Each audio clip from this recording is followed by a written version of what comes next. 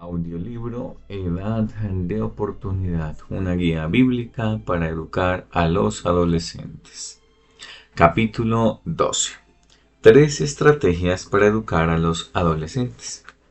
Bill y Jean se sentaron en mi oficina visiblemente agotados y desanimados. Su anhelo había sido tener una familia y lo habían disfrutado en sus primeros años como padres. Me contaban acerca de las vacaciones grandiosas y días festivos maravillosos que pasaron como familia. Recordaban esos momentos dulces cuando le leían a sus hijos para que se durmieran, cuando los sorprendían llevándoles el desayuno a la cama y cuando les traían a casa después de una jornada de trabajo aquel juguete ocasional e inesperado. Pero en algún punto, de algún modo, perdieron de vista lo que estaban haciendo y por qué lo hacían.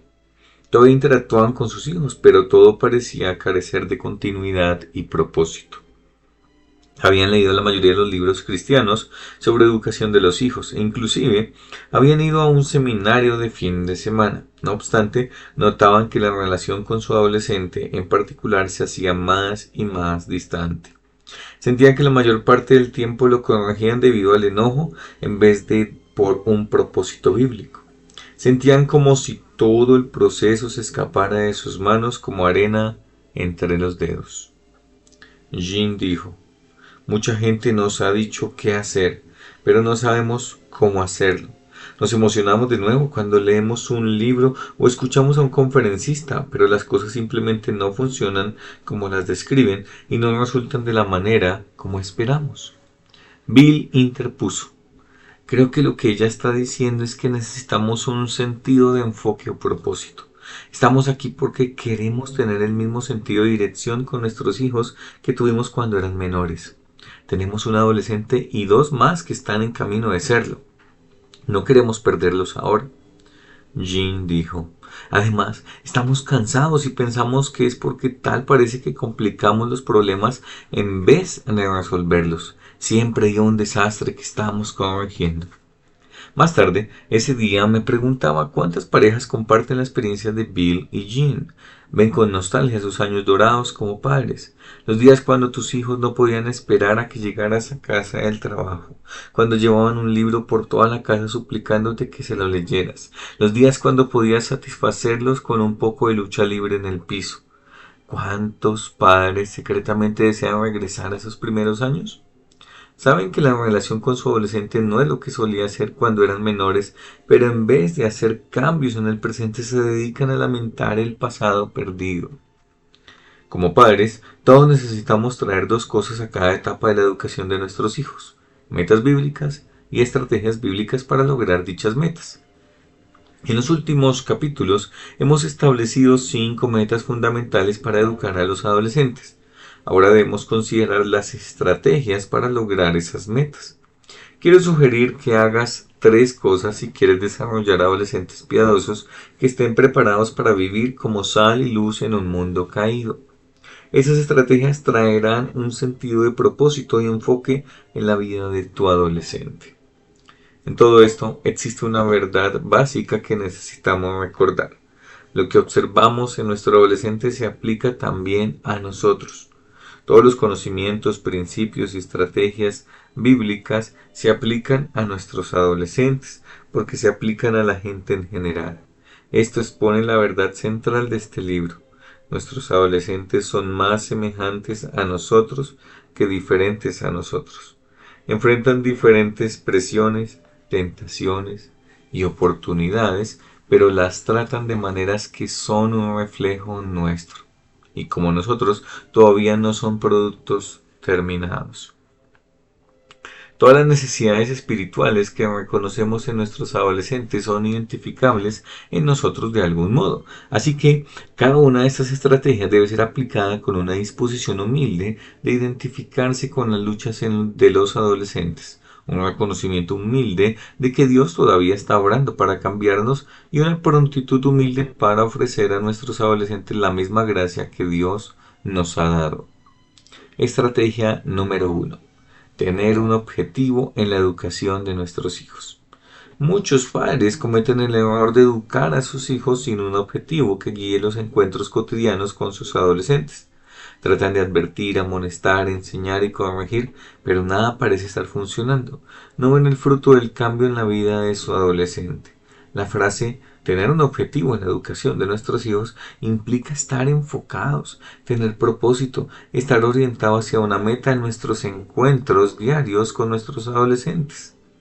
Cuando eduquemos con este sentido de estar en un proyecto, sabremos por qué estamos buscando lo que buscamos. La educación sin tener este objetivo es como ir a una tienda, a reunir madera, pegamento, ferretería y herramientas. Después comenzar a trabajar con la esperanza que al medir, serruchar, clavar y pegar, todos esos elementos se convertirán en algo. Nadie de nosotros ha hecho esto porque sabemos que no funcionaría. Necesitamos saber qué es lo que queremos construir, los materiales que se requieren y los procesos de construcción. Necesitamos el mismo sentido de tener un objetivo con nuestros adolescentes. ¿En qué debemos trabajar con este hijo en particular en este momento particular de su vida? ¿Cómo debemos hacerlo? De nuevo, proyectar la educación significa estar enfocados, tener propósito, estar orientado hacia una meta en nuestros encuentros diarios con nuestros adolescentes y enfatizar ciertos temas. Implica que hayamos discutido cómo buscar estos asuntos con nuestros hijos. Significa que seremos padres con espontaneidad preparada. Llegaremos a estos momentos inesperados y espontáneos de la paternidad estando preparados y teniendo un propósito. Tener un objetivo en la educación significa que no solo reaccionaremos conforme al momento. Nos habremos preguntado en qué es débil nuestro adolescente, en dónde es susceptible a la tentación, en qué área está luchando regularmente y dónde vemos rebelión y resistencia. Estas cosas se convierten en nuestros objetivos. No intentaremos hacer todo a la vez, sino examinaremos a nuestros hijos, oraremos y consideraremos nuestro enfoque. Nos daremos cuenta que Dios en su soberanía nos dará las oportunidades diarias para lidiar en esos asuntos. Tendremos un sentido de lo que es importante en cada momento de la vida de nuestro adolescente y estaremos buscando oportunidades para lidiar con ello. Un modelo bíblico.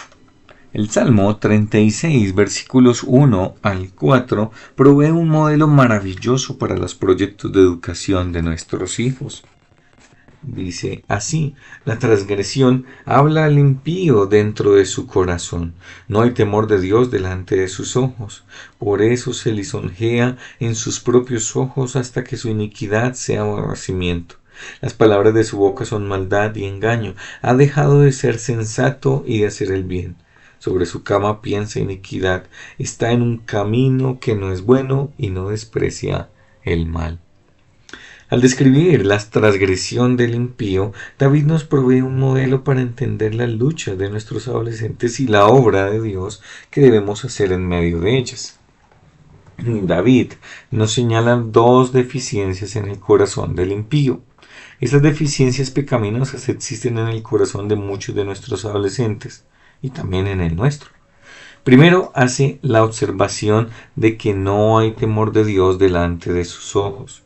Carece de una conciencia de la existencia y gloria de Dios y no ha sometido su vida a lo que es absolutamente evidente. Temer a Dios significa que mi vida está estructurada por un sentido de asombro, adoración y obediencia que fluye en el reconocimiento de Él y su gloria.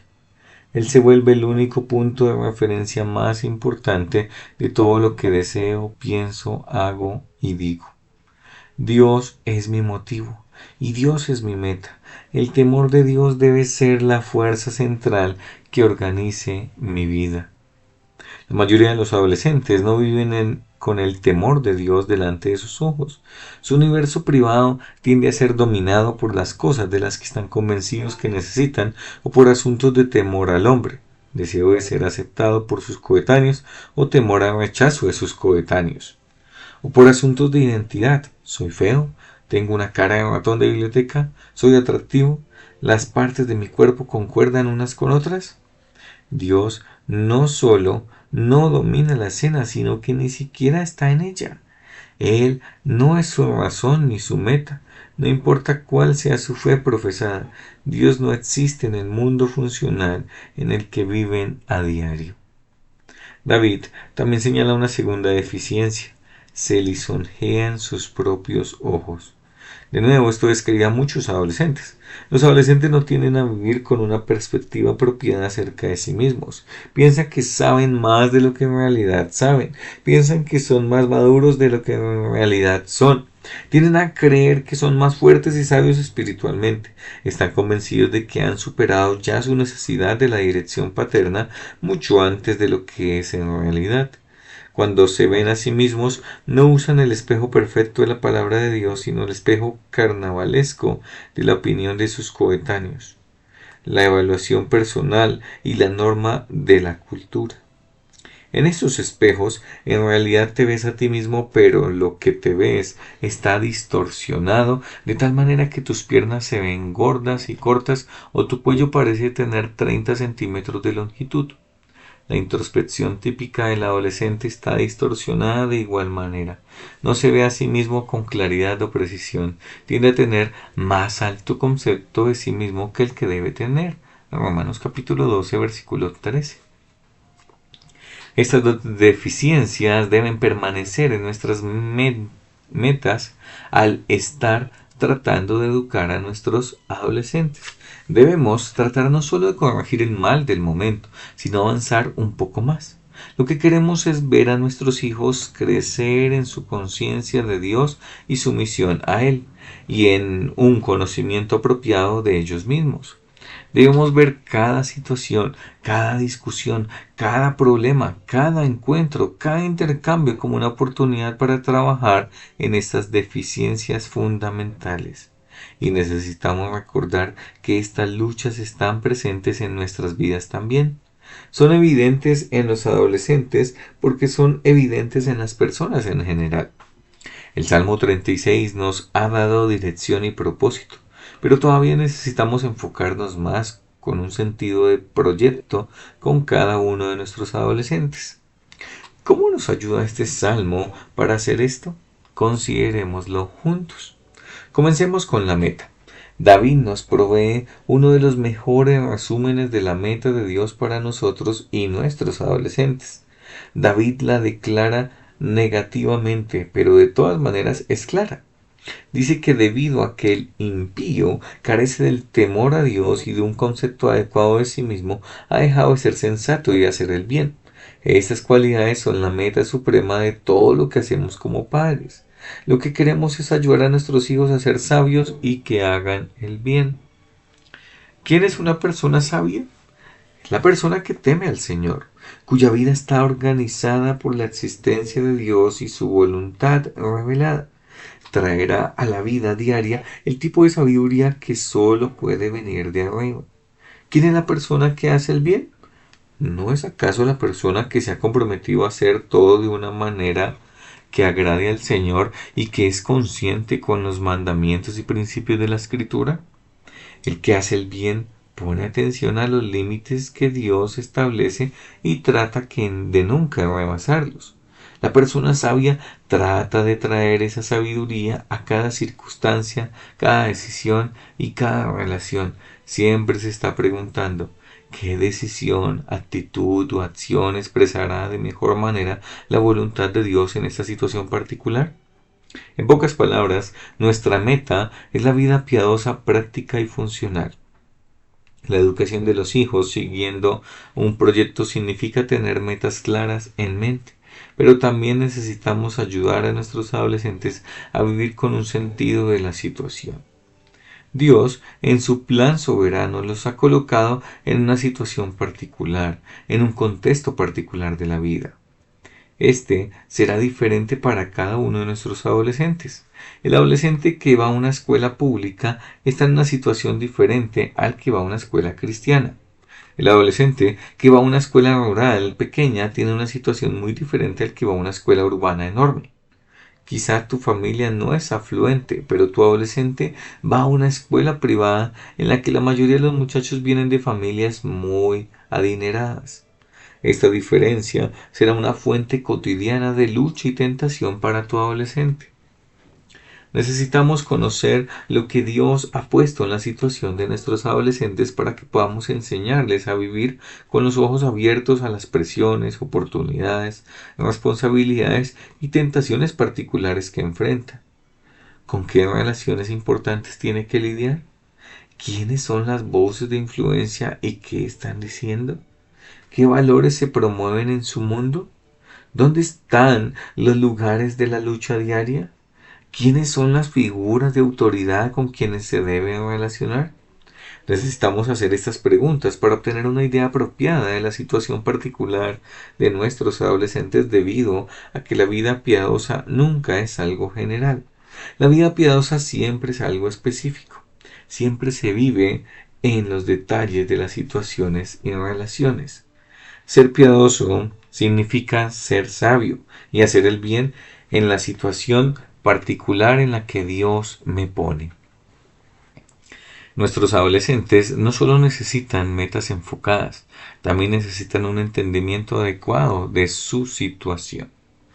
Ahora, consideremos el tercer enfoque de la educación con un proyecto. Si es que tu adolescente llegará a ser piadoso, meta número 1, ser sabio y hacer el bien, y si van a vivir piadosamente en su mundo, meta número 2, conoce su situación, entonces necesitan estar preparados para la meta número 3, un entendimiento bíblico personal. Necesitan entrar a su situación con un concepto apropiado de ellos mismos y un entendimiento claro de la lucha interna.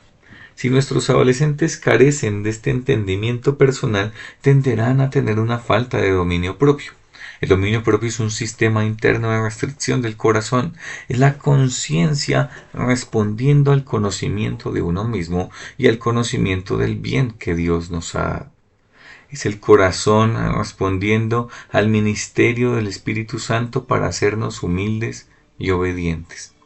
Las palabras de David en el Salmo 36 señalan dos partes importantes del entendimiento personal. Primeramente, tu adolescente debe detectar su propio pecado. Ya hemos dicho que los adolescentes, al igual que nosotros, no son buenos para esto. Tienden a tener una perspectiva ensoberbecida de sí mismos. Necesitamos preguntar, ¿qué cosas no pueden ver mi adolescente acerca de sí mismo que Dios quiere que vea? ¿Qué debilidades, fallas, pecados, actitudes, valores, deseos, ídolos, pensamientos o motivos necesita ver y no los está viendo? ¿Y cómo podemos usar las situaciones normales en su vida para ayudarle a detectar esos problemas? El segundo elemento en el entendimiento personal es igualmente importante. No es suficiente con que nuestros adolescentes detecten su pecado. También deben llegar a odiarlo. Uno de los trucos favoritos de Satanás es presentar el pecado como algo no tan malo. Esta ha sido una de sus maquinaciones principales desde el Edén. Y los adolescentes son muy susceptibles a ella. Y nosotros también. Aún en los momentos en los que reconocen lo malo, tenderán a describirlo como algo menor de lo que en realidad es. Cuando no cumplan una promesa nos dirán que se les olvidó. Cuando desobedezcan nos dirán que no entendieron. Cuando hablemos con ellos acerca de una falla, se referirán a esa misma falla en uno de sus hermanos. No tenderán a ver su pecado como rebelión arrogante en contra de Dios, como algo peligroso, destructivo y que los dirige a la muerte. No tenderán a verlo como algo repulsivo. De hecho, algunas veces parecerá algo atractivo y atrayente. Y recuerda que todos esos entendimientos también se aplican a nosotros. Si nuestros adolescentes no odian su pecado, no se alejarán de él. Nuestra labor es trabajar con ellos en las circunstancias cotidianas de la vida para ayudarles a ver su pecado desde la perspectiva de Dios. Al hacerlo, nuestra oración y meta es que odien su pecado y se refugien en Cristo diciendo, miserable hombre de mí, ¿quién me librará de este cuerpo de muerte? Doy gracias a Dios por medio de Jesucristo nuestro Señor. Romanos capítulo 7, versículo 24 al 25. El entendimiento bíblico personal siempre tiene estos dos factores presentes, la detección del pecado y el odio al pecado. Cuando nuestros adolescentes obtengan ese tipo de entendimiento personal, sabrán en qué están débiles y reconocerán la naturaleza de su propia lucha con el pecado. Serán sensibles hacia la tentación. Vivirán vigilantes y debido a que lo harán, en vez de caer y caer en el mismo pecado, responderán con dominio propio y con la ayuda de Dios vivirán sabiamente y harán el bien. Lo que queremos es que nuestros hijos vivan con una mentalidad de tiempos de guerra en vez de tiempos de paz. Hay una guerra batiéndose, una guerra espiritual peleándose en el terreno de su corazón en medio de sus situaciones diarias. Nuestros hijos deben entrar a la guerra preparados si es que van a hacer y hacer el llamamiento de Dios. Recapitulando, aquí están las 3 metas de educar con un proyecto. Nuestras metas son para enfocar todos nuestros esfuerzos de educación en ser usados por Dios. Primero, para producir adolescentes que sean sabios y hagan el bien. Segundo, para ayudarlos a mantener un conocimiento adecuado acerca de su situación presente. Y tercero, para prepararlos a buscar la vida piadosa, ayudándolos a detectar y odiar su propio pecado. Todo esto debe hacerse en un espíritu de humildad, reconociendo que estas cosas también deben ser metas de nuestras vidas. No debemos acercarnos como jueces que han resuelto todos sus problemas, sino como aquellos que reconocen su propio pecado y nuestra necesidad continua de Cristo. Mi esposa y yo hemos tratado de hacer esto al sentarnos 2 veces al año para considerar con calma la vida de cada uno de nuestros hijos. Así es como comenzamos usualmente el año escolar. Buscamos reconocer cuáles deben ser nuestros proyectos con cada hijo en el tiempo particular. Nos preguntamos qué luchas importantes están presentes en su vida que necesitamos atender. Nos preguntamos cómo ve nuestro hijo estas áreas en el presente. Lo que queremos es saber dónde está encontrando tentaciones en su situación diaria. Buscamos discernir las maneras en las que tiende a minimizar o racionalizar estas cosas. Buscamos reconocer las áreas donde podemos exponer su lucha con el pecado y animarle con la ayuda siempre presente de Cristo. Finalmente, esto nos da la oportunidad de ser honestos con nuestras propias luchas con el pecado al lidiar con ceguera, racionalización y resistencia de nuestros hijos. El punto es que no vamos a trabajar en todos los aspectos al mismo tiempo. No estamos esperando que de algún modo o manera la educación que damos a nuestros hijos será beneficiosa. Estamos trabajando con propósito, enfoque y prioridades. Mi esposa y yo hemos visto los beneficios en nuestros hijos de la educación con un proyecto y hemos visto los beneficios en nosotros también. La educación con un proyecto nos mantiene enfocados en las prioridades de Dios en vez de las irritaciones y diferencias personales que causan tanto conflicto entre padres y adolescentes. Estrategia número 2. Tener la conversación constante.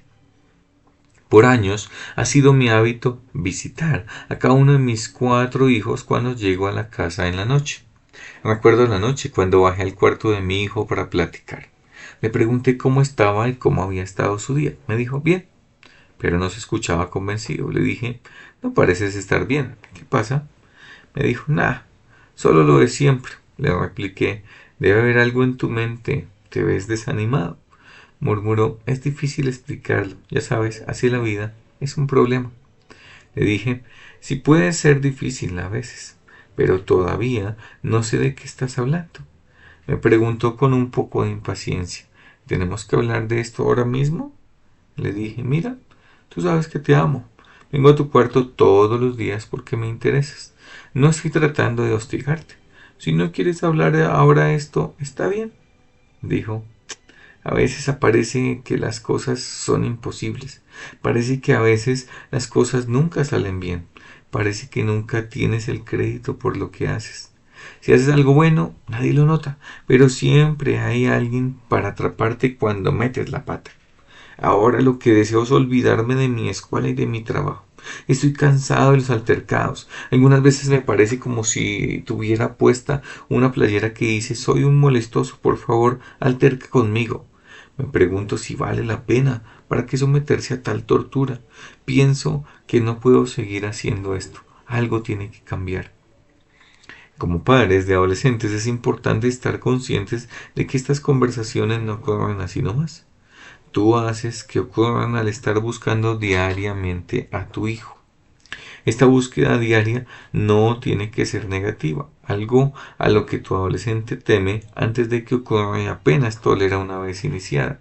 En vez de eso, estos momentos pueden ser amorosos y de ánimo, y un hábito de la relación con tu adolescente que tanto tú como él lleguen a valorar. ¿Por qué necesitan nuestros adolescentes conversación constante o diariamente?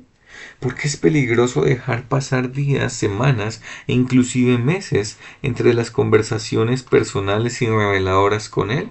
Hebreos capítulo 3 versículos 12 al 13 responde esta pregunta para nosotros y nos provee un modelo para nuestros intercambios cotidianos con nuestros adolescentes.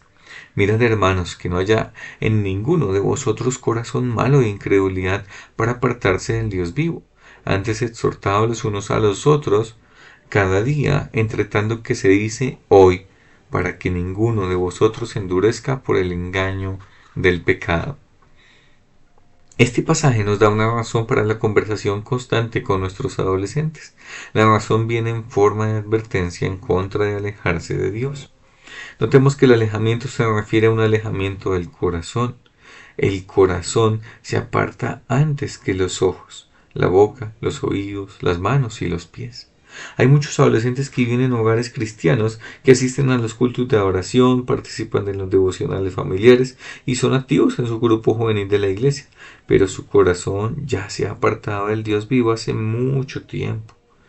Cuando estos adolescentes van a la universidad y se apartan de la fe, no está ocurriendo algo nuevo y radical, sino es el fruto del alejamiento de Dios que ocurrió en sus corazones meses antes e inclusive años antes. Este pasaje describe este alejamiento en 4 maneras.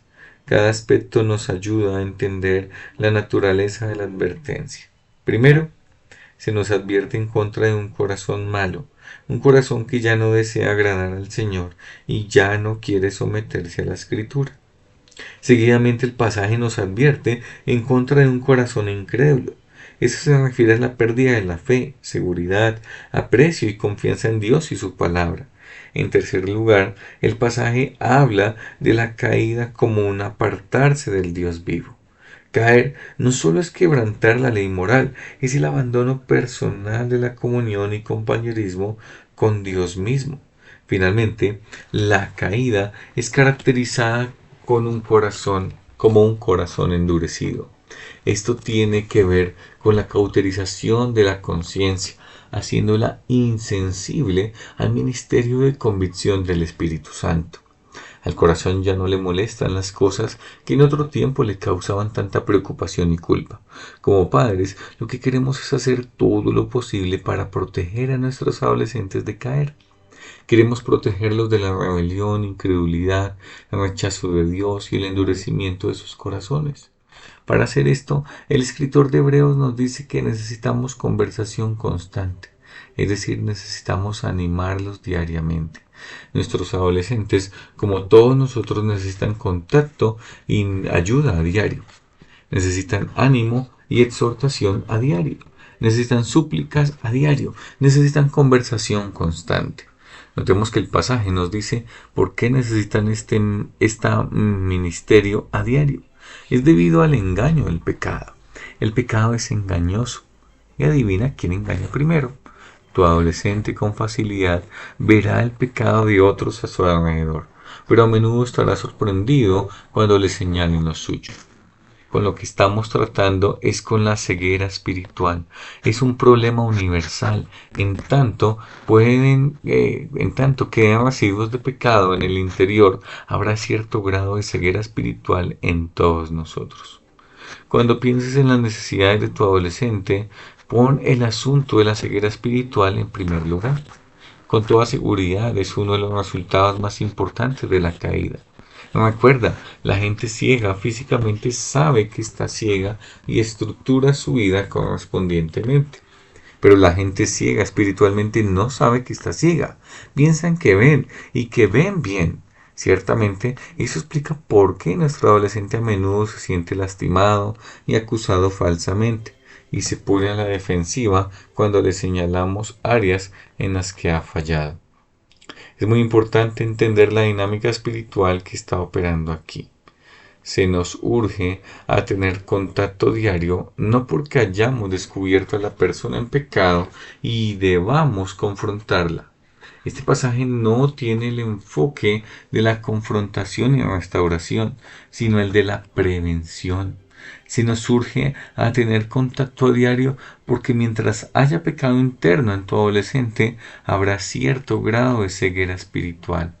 Y puesto que los ciegos espirituales no tienden a saber que lo son, no buscan ayuda ordinariamente. Tu adolescente no tenderá a buscar ayuda porque no piensa que la necesita. Por esto necesitas comprometerte con este modelo de conversación preventiva constante. Lo que buscas es tener un ambiente familiar donde siempre se conversa, donde los hijos no pueden musitar saludos, sentarse a la mesa en silencio y permanecer el resto del tiempo en sus cuartos a solas. Tienes que estar determinado a hablarles y hacer que ellos te hablen preferiblemente todos los días. Al hacer esto necesitamos enfrentar nuestra propia ceguera espiritual. No somos inmunes a nada de lo que hemos hablado aquí. En esas conversaciones con nuestros adolescentes, Dios está obrando para abrir no solo sus ojos, sino también los nuestros. La ceguera espiritual tiende a distorsionar la perspectiva de nosotros mismos, de Dios, de otros, del pasado, del presente y futuro, y de dónde y cómo se necesita que ocurra el cambio. Si estas cosas son vistas con distorsión o no son vistas para nada, no hay oportunidad de que el adolescente responda a los asuntos de su vida de una manera bíblica y que glorifique a Dios. El modelo de la conversación constante implica estar dispuestos a buscar a tu adolescente. Implica no vivir con la distancia que él ha introducido a la relación. Implica mantenerse allí en esos momentos incómodos cuando no eres aceptado ni apreciado y abandonar una relación negativa en la que solo tienes conversaciones importantes con tu adolescente cuando ha hecho algo malo. Comprométete con la prevención. No te conformes con un silencio. Haz buenas preguntas que no puedan ser respondidas sin que tu adolescente revele su corazón, pensamientos, motivos, propósitos, metas, deseos, creencias, valores, etc. Finalmente, siempre trae el Evangelio a cada una de esas conversaciones. Hay un Redentor. Él ha conquistado el pecado y la muerte. Está presente como mi ayuda en todo mi problema. Hay esperanza. Los Goliaths sí mueren. El cambios radicales de nuestro corazón y vida sí es posible. Un padre que tiene su esperanza en el Evangelio buscará a su adolescente y no se detendrá mientras permanezca en el hogar. No esperamos a que vengan en busca de ayuda. No discutiremos con ellos si necesitan o no ayuda. El llamado de la palabra es claro. Con los corazones llenos de la esperanza del Evangelio, haremos preguntas y probaremos y escucharemos y consideraremos, suplicaremos y animaremos, amonestaremos y advertiremos, e instruiremos y oraremos. Despertaremos cada día con un sentido de misión, sabiendo que Dios nos ha dado un llamamiento supremo. Somos muros de protección que Dios ha colocado amorosamente alrededor de nuestros adolescentes. Somos ojos que Dios les ha dado para que vean. Por lo tanto, conversamos y conversamos. Estrategia número 3. Llevar a tu adolescente al arrepentimiento. Secretamente, y algunas veces no tan secretamente, muchos padres de adolescentes desean algunos medios de control. Desean poder ejercer algún poder sobre sus adolescentes para que hagan lo que se les pida.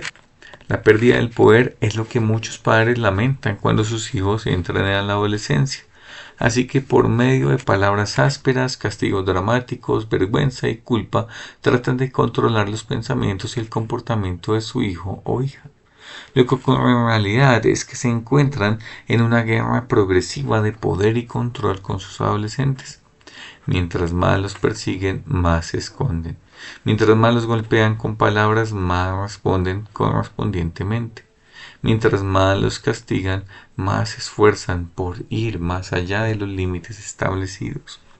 Mientras más los inquieren, menos hablan. Mientras más subrayan, mientras más subrayan lo que quieren, más hacen lo opuesto al adolescente. Cada parte, padres y adolescentes, están determinados a quebrar la resolución del otro.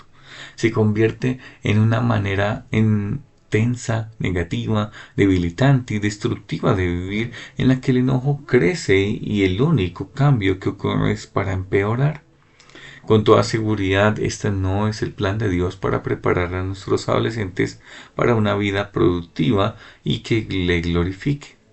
En vez de querer que los adolescentes estén bajo nuestro control, debemos querer ser usados por Dios para que ellos se sometan gozosamente a Él. En vez de vernos como agentes de control, necesitamos vernos como embajadores de reconciliación. Nuestro deseo debe ser guiar a nuestros hijos hacia el Señor con corazones arrepentidos. Pablo lo explica bien en 2 Corintios 5, 17 al 21. De modo que si alguno está en Cristo, nueva criatura es. Las cosas viejas pasaron, y aquí todas son hechas nuevas. Y todo esto proviene de Dios, quien nos reconcilió consigo mismo por Cristo, y nos dio el ministerio de la reconciliación, que Dios estaba en Cristo reconciliando consigo el mundo, no tomándoles en cuenta a los hombres sus pecados, y nos encargó a nosotros la palabra de la reconciliación. Así que somos embajadores en nombre de Cristo. Como si Dios rogase por medio de nosotros, o rogamos en nombre de Cristo, reconciliados con Dios. Al que no conoció pecado por nosotros, lo hizo pecado para que nosotros fuésemos hechos justicia de Dios en él. Como padres, Dios nos ha reconciliado consigo mismo para que seamos sus embajadores de reconciliación. Es como si Dios hiciera su llamamiento personal a nuestro adolescente a través de nosotros. Así que buscamos dirigir a nuestro adolescente hacia el Señor con palabras de confesión, con un compromiso con el arrepentimiento y con la esperanza en la obra efectiva de Cristo en la cruz. No los dirigiremos al Señor solo una vez, sino vez tras vez tras vez para recibir su perdón y ayuda. Hay 4 pasos para este proceso de arrepentimiento y reconciliación que dejan bien claro nuestro trabajo como embajadores de Dios. El primer paso es la consideración. Como agentes de Dios necesitamos preguntarnos, ¿qué quiere Dios de que mi adolescente vea acerca de sí mismo que no está viendo? ¿Cómo puedo ayudarlo a ver estas cosas? Esto se relaciona con el asunto que discutimos respecto a la ceguera espiritual, pero muchos padres se van por un camino equivocado en este punto. En vez de involucrar a sus adolescentes en una conversación que los lleve a considerar las cosas que no consideran por sí mismos, los padres declaran lo que está mal y lo que resultará de ello. En el encuentro total, el corazón del adolescente permanece pasivo o a la defensiva. Sus ojos no han sido abiertos para nada. Las interpretaciones y conclusiones son hechas por el padre. Este tipo de encuentro no produce un giro en el corazón del adolescente. Esto contrasta con la manera en la que Natán confrontó a David acerca de su adulterio y asesinato. Natán no entró impetuoso ante el trono de David, como los padres de adolescentes son tentados a entrar, y le dijo: tú, David, eres un asesino adúltero y ya verás. En vez de eso, Natán le relata una historia a David con la que se podía relacionar. Su propósito era lograr que David considerara lo que había hecho, para estimular su conciencia y abrir sus ojos. Cuando estoy tratando que mis adolescentes vean cosas acerca de sí mismos, trato de enfocarme en situaciones concretas y regularmente hago 5 preguntas. ¿Qué estaba pasando? Dime acerca de la situación. ¿Qué estabas pensando y sintiendo? Respuestas del corazón a la situación. ¿Qué hiciste? Respuestas activas de conducta a la situación. ¿Por qué lo hiciste? Motivos, metas, deseos que forjaron la respuesta activa. ¿Cuál fue el resultado? ¿Cómo afectó su respuesta a la situación? Esas preguntas cambian el enfoque que se tiene en las otras personas y los detalles de la situación en un enfoque en mi hijo. Esas preguntas han sido muy útiles al ayudar a mis adolescentes a considerar lo que Dios quiere que vean. Segundo, el segundo paso es la confesión. Estoy convencido que uno de los grandes errores que cometemos cuando confrontamos a nuestros adolescentes es que tendemos a hacer sus confesiones por hechos. Y vivimos en sus cuartos diciéndoles lo que han hecho y por qué lo han hecho. Cuando hacemos esto no estamos llevando a nuestros adolescentes a la confesión, lo estamos haciendo en su lugar. De hecho, es peor, puesto que no hemos intentado abrir sus ojos en su ceguera espiritual, ellos piensan que estamos equivocados. Sienten como si hubieran sido acusados falsamente y están molestos con nosotros en vez de estar contristados por su propio pecado. En vez de romper la ceguera espiritual, el encuentro tiende a promoverla, y en vez de que su conciencia sea suavizada, de hecho, se vuelve más dura. Necesitamos entrar a sus cuartos reconociendo que nuestra propia ceguera espiritual, nuestras evaluaciones y actitudes hacia nuestros adolescentes pueden estar equivocadas. Queremos estar dispuestos a permitir que Dios nos corrija cuando estamos buscando corregirlos. Las palabras inflamadas y duras que somos tentados a usar durante estos tiempos no llevarán al arrepentimiento a nuestros adolescentes, sino producirán lo opuesto. Alejarán con enojo a nuestro adolescente de nosotros y de Dios.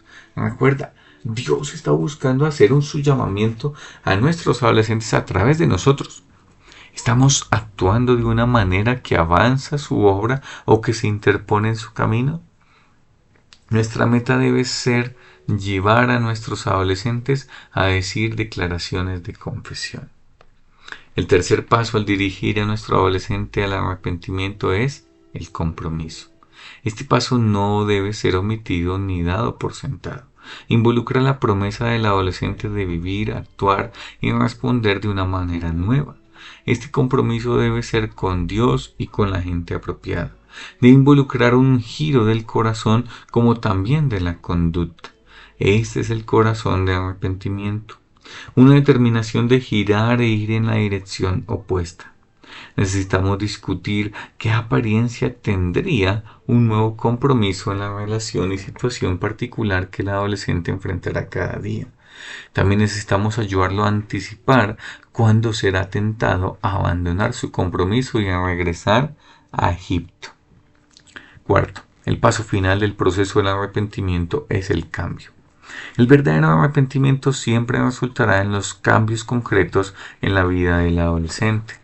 De nuevo, necesitamos ser específicos, necesitamos ayudar a nuestros adolescentes a pensar acerca de las situaciones y relaciones particulares y cómo harán cosas antiguas de una manera nueva y que glorifique a Dios. Necesitamos recordarles que en Cristo tienen todo lo que necesitan para hacer lo que Dios les llama a hacer. Él proveerá una manera para hacer todo lo que pide.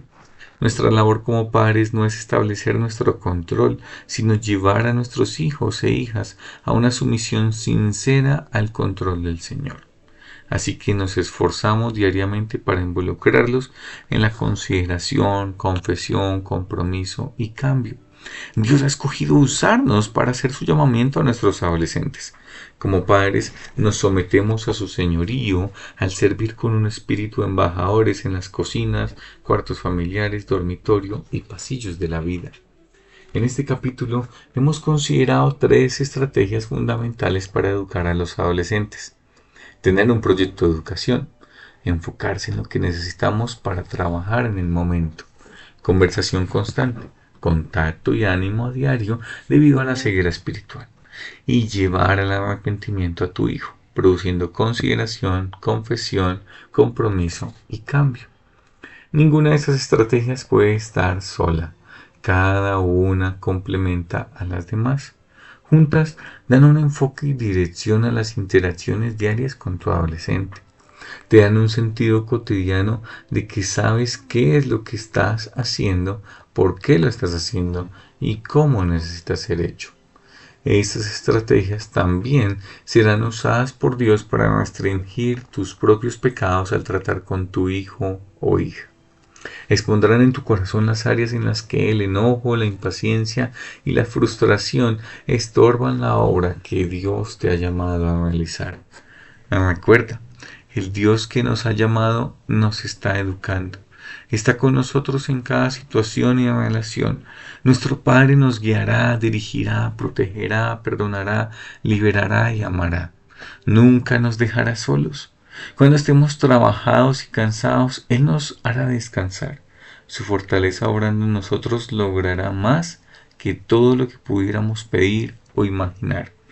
Nuestro trabajo como padres no es liberar a nuestros hijos del pecado, sino ser agentes del único que sí puede hacerlo.